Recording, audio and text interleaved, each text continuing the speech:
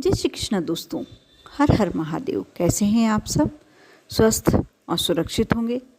दोस्तों, 2 साल हम सभी ने कोरोना की बीमारी से इतना ज़्यादा त्रस्त हो गए हैं लोगों, इतनी ज़्यादा परेशानी हो गई थी कि अधिकांश परिवार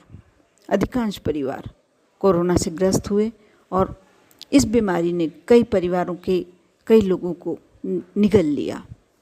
कई परिवारों में कमाने वाले चले गए, कई घरों को बिल्कुल तहस नहस कर दिया। परिवार के 1-2 मेंबर छोड़कर सभी मेंबर इस कोरोना बीमारी ने निगल लिए।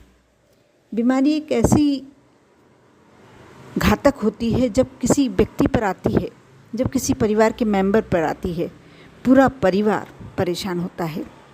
अभी भी कुछ ना कुछ नया बीमारी चल रही है, कोई ना कोई परेशानी आती ही रहती है। और कोरोना के बाद, जो कोरोना काल था, उसके बाद लोग अंदर से कमज़ोर हो गए, डरने लगे हैं। हर समय एक भय लगा होता है कि अब क्या बीमारी आएगी, अब क्या समय आएगा, अब हमारा परिवार का मेंबर, जरा सी बच्चों को खांसी चली नहीं, जरा सा फीवर आया नहीं और हम परेशान हो जाते हैं। दोस्तों, यदि आपके घर में भी लगातार किसी न किसी को बीमारी आती है, किसी न किसी को कोई ना कोई परेशानी चलती ही रहती है, बीमारी एक के बाद एक चली आ रही है, कोई असाध्य रूप आपके घर में किसी व्यक्ति को हो गया है, परिवार के किसी मेंबर को हो गया है, तो आज जो मैं बताने जा रही हूँ बहुत सरल, बहुत ही साधारण सा उपाय है। आप रविवार या बुधवार रात्रि में करना है और करेक्ट 12 बजे आपको ये कार्य करना है। और करना इसमें कुछ विशेष नहीं है। आपको एक लाल रंग का पेन, एक कोरा कागज़ की आवश्यकता होगी। मैं एक नंबर बताने जा रही हूँ। आप सबसे पहले तो जिस भी व्यक्ति को आप परिवार का मेंबर यदि बीमारी से ग्रस्त है, ज़्यादा बीमार होता है, कोई ना कोई बीमारी लगी रहती है, तो यदि एक रूम में आप लोग रहते हैं और उसमें आपके बच्चे भी सोते हैं, बच्चों को बीमारी आती है, बच्चों की कोई स्वास्थ्य की गड़बड़ ज़्यादा बनी रहती है, तो आप रूम के मेन गेट पर लिख सकते हैं, रूम के गेट पर। यदि परिवार में सभी सदस्यों को कोई ना कोई बीमारी रहती है, तो आप ये मेन गेट पर लिख सकते हैं। यदि कोई जिस बेड पर सोता है, कोई व्यक्ति सोता है, वो बेड वाला व्यक्ति, जैसे मान लीजिए आपके परिवार में बूढ़े सास ससुर हैं या कोई बच्चा आपका हमेशा कुछ ना कुछ बीमारी लगी होती है, तो उसके बेड पर लिख सकते हैं। उसके तकिए के अंदर आप एक चिट बनाकर लिख कर डाल सकते हैं। और कोशिश करें कि मैं जो नंबर बताने जा रही हूँ, एक नंबर बताऊँगी, उसे आप लाल रंग के पेन से कागज़ पर लिखें और जो व्यक्ति बीमार ज़्यादा रहता है उसके सामने ऐसी जगह पर लगा दीजिए कि ज़्यादा से ज़्यादा नज़र उसकी उस पर पड़े।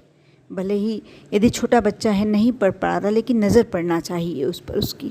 आप कोशिश करें दिन भर में एक बार कुछ समय उसके सामने बैठकर, यदि आप स्वयं बीमार रहते हैं तो आप स्वयं उसको नंबर को देखते रहें, पढ़ते रहें। ये उपाय कर देखिए, बहुत ही सरल उपाय है।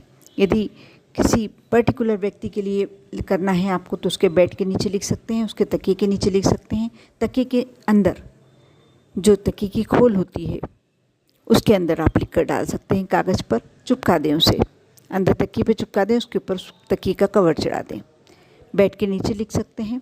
यदि कोई रूम में 3-4 व्यक्ति रहते हैं, आपकी मान लो फैमिली रहती है, आप हस्बैंड वाइफ हो, बच्चे भी साथ में सोते हैं, बच्चे बीमार रहते हैं, तो आप अपने कमरे के मेन गेट पर लिख लीजिए, बिल्कुल छोटे छोटे अक्षरों में, किसी को ना दिखे। यदि परिवार के सभी सदस्य कोई ना कोई बीमारी बहुत ही ज़्यादा परेशान करती रहती है, तो आप मेन गेट पर लिख सकते हैं। लाल रंग से ही लिखना है, चाहे स्केच से लिखें, चाहे पेन से लिखें, बस करना आपको यही है। मैं नंबर बताने जा रही हूँ। नंबर है 19751। मैं नंबर एक बार फिर से बता रही हूँ, 19751। इस नंबर को मैं स्क्रीन पे भी डाल दूँगी। और इसे आपको लाल पेन से लिखना है, किसी भी समय कर सकते हैं, लेकिन संध्या काल में, यानी आप शाम को 7 बजे से लेकर रात्रि में 12 बजे तक ये कार्य करते हैं तो ज़्यादा श्रेष्ठ होता है। कर देखें और विश्वास के साथ करना है। आप ऐसा नहीं कि बता दिया गया है तो करने में क्या हर्ज है, ऐसा नहीं सोचना है। आपको यह सोच के करना है ये कार्य कि मैं ये कर रही हूँ या मैं ये कर रहा हूँ तो 100% मुझे फ़ायदा होगा और मेरे परिवार का जो भी मेंबर बीमार है वह उसको स्वास्थ्य लाभ अवश्य होगा। यदि दवाइयाँ काम नहीं भी कर रही हैं तो दवाइयाँ कार्य करने लगेंगी, दवाइयाँ असर करने लगेंगी। यदि बहुत बड़ी असाध्य बीमारी है तो उसमें भी सुधार धीरे धीरे आपको दिखने लगेगा। हो सकता है कि कुछ समय तक आपको यह परिवर्तन नहीं दिखे। आप कोशिश करें कि जैसे आज लिख लिया, रविवार की नाइट पे लिख दिया, फिर यदि साफ़ हो गया या मिट गया तो फिर आप बुधवार की रात को लिख दें, फिर रविवार की रात को लिख दें। जब तक प्रयास करते रहें जब तक आपको 100% रिज़ल्ट नहीं मिल जाती, क्योंकि आपको प्रयास तो करना होगा। प्रयास में कुछ नहीं है, बहुत थोड़ा सा समय लगना है। आप एक कोरे कागज़ पर रेड पेन से, रेड स्केच पेन से लिख लें और बिल्कुल स्पष्ट रूप से, भले ही बहुत छोटे अक्षरों में लिखें से। और उसके बाद आप उसके जो भी व्यक्ति ज़्यादा बीमार होता है उसके समक्ष ऐसे लगा दीजिए, चाहे वह व्यक्ति नहीं भी पढ़ पाए लेकिन उसकी नज़रें उस पर अवश्य पड़ें। छोटा बच्चा है, नहीं पढ़ पाता, यदि कोई बुज़ुर्ग व्यक्ति है, नहीं पढ़ पाता, ये बीमारी ऐसी है कि नहीं उठ के पढ़ पाते, कोई बात नहीं, लेकिन नज़र पड़ती है उससे ही फ़ायदा होने लगेगा।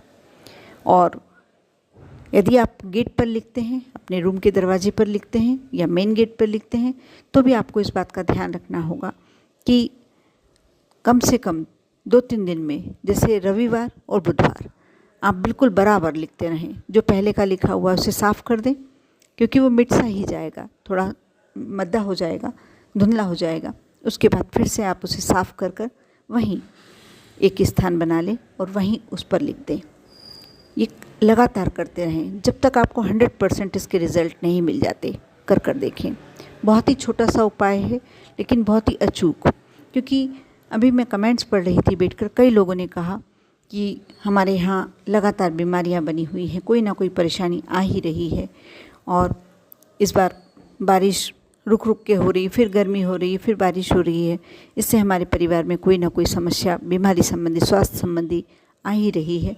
कोई ऐसा उपाय बताएं जिससे हमारे परिवार के लोग स्वस्थ रह सकें। और ये बहुत ही अचूक उपाय था जो मैं स्वयं भी करती हूँ, ऐसा नहीं आपको बता रही हूँ, मैं स्वयं भी करती हूँ। और टच वुड, मेरे परिवार में कोई भगवान की कृपा इतनी है कि कोई बड़ी बीमारी या परेशानी नहीं आती। छोटी मोटी समस्याएं सभी के साथ आती हैं, लेकिन जितनी जल्दी आती हैं उतनी ही जल्दी चली जाती हैं। इसलिए मैं अपना ही एक सबसे बड़ा राज आपके साथ शेयर कर रही हूँ। आप विश्वास करके यदि इस पर अमल करते हैं तो 100% आपको फ़ायदा होगा, 100% पॉजिटिव रिजल्ट्स मिलेंगे। कर देखें। आप पर और आपके पूरे परिवार पर भोलेनाथ की कृपा हमेशा बनी रहे। ओम नमः शिवाय।